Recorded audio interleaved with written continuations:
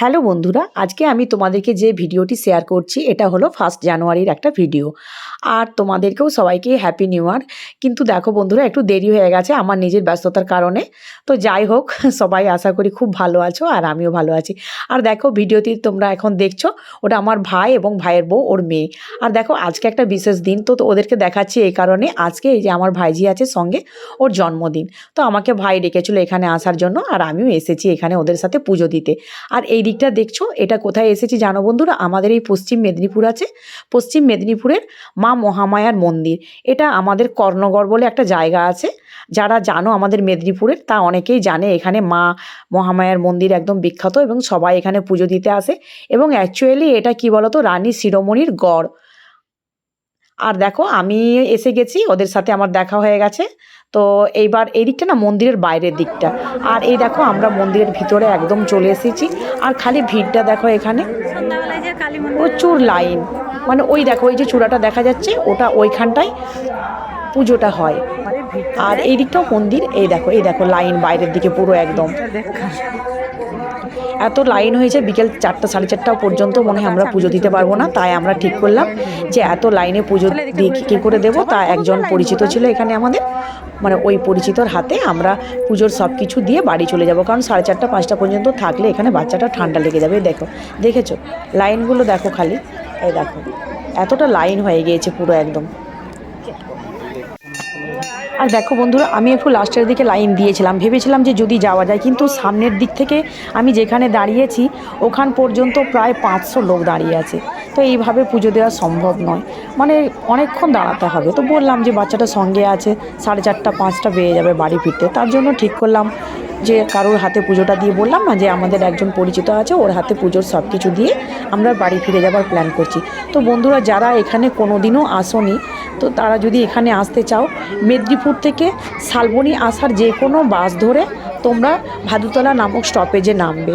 তো ওখান থেকে যাওয়ার জন্য অটো টোটো এগুলো থাকেই। তো এখান থেকে একবার ঘুরে এসে যেতে পারো। এবং এই কর্ণগড় মন্দিরের পাশেই একটা এখন রানী শিরোমণির গড় বলে একটা মোটামুটি বাচ্চাদের নিয়ে বা বড়দের নিয়ে একটু পার্কের মতো একটা জায়গা নতুন করে এখানে রিসর্ট হয়েছে।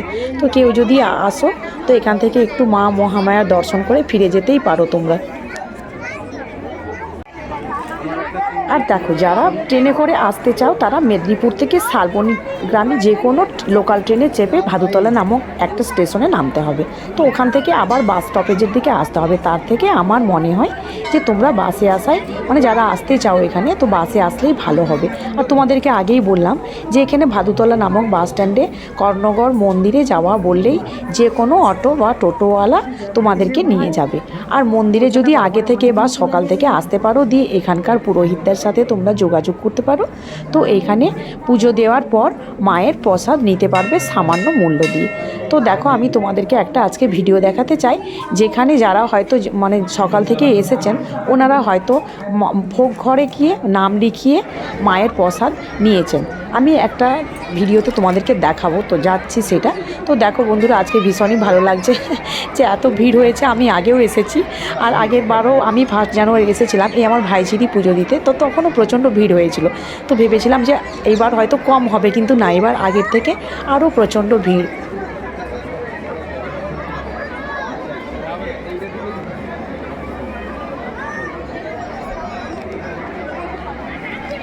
আর একটা জায়গা দেখো, তোমাদেরকে দেখতে চাই। সব জায়গায় দেবে পুজো দিতে একটা গাছের মধ্যে কাপড় বেঁধে দেয় সবাই মনস্কামনা পূর্ণ করে। তো এখানেও তার আছে ব্যবস্থা। এই দেখো, এই দেখো, এখানেও গাছটাতে অনেকে মায়ের কাছে মনস্কামনা জানিয়ে এইখানে কাপড়গুলো বেঁধে দিয়ে যায়। তো দেখো বন্ধুরা, আমিও গত বছর বেঁধেছিলাম।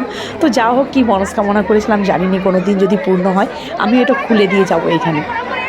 এই দেখো অনেকেই বাঁধছে। আর ভিড়টা দেখো সামনের দিকে, ওই দেখো মায়ের মন্দির। আর এই দেখো, তোমাদেরকে আরেকটা জিনিস দেখাতে চাই। এই দেখো একটা কুয়োর মতো, এবং এখানে জল দেখা যাচ্ছে। তো জানো বন্ধুরা, এটা কিন্তু অ্যাকচুয়ালি কুয়ো নয়।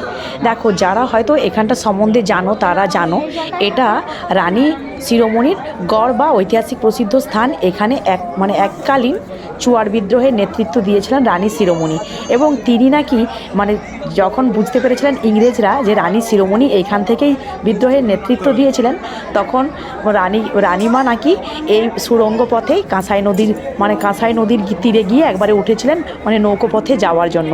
তো আমি তো এরকমই শুনেছিলাম। তো যাই হোক বন্ধুরা, আমি তোমাদের সাথে এটা শেয়ার করলাম। আর এখন তো এখানে লেখা আছে যে এটা সিদ্ধকুণ্ডুর জল, তো এখানে অন্নভোগ রান্না হয়, আর এই জলে নামবেন না, পা দেবেন না। যাই হোক, এখন তো এখানে জলটা পুজোর কাজে লেগে যায়।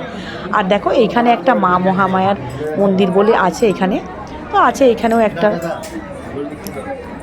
আর প্রচণ্ড তো ভিড় দেখতেই পাচ্ছ। এই দেখো লাইন, এখানেও লাইন। এটা একটা ভোগ ঘরে যাওয়ার জন্য লাইন।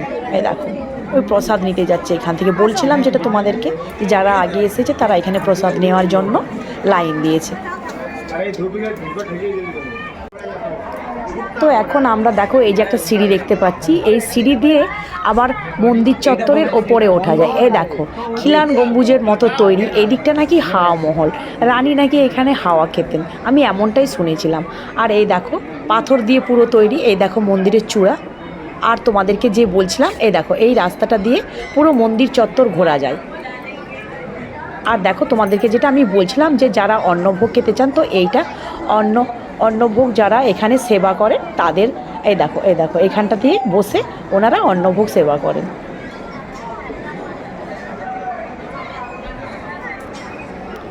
আর দেখো আমি তোমাদেরকে যেটা দেখাচ্ছিলাম, এই যে এই চত্বর চারিদিকে এইগুলো দিয়ে ঘোরা যায়, মন্দির চত্বর দেখা যায়, এবং এখান থেকে পুরো মন্দিরের বাইরের দিকটা দেখা যায়। আরেকটা জিনিস দেখো, এই দেখো আজকে বুঝতেই পারবে যে কতটা ভিড় হয়েছে এবং কত গাড়ি আজকে এই মন্দিরে এসেছে।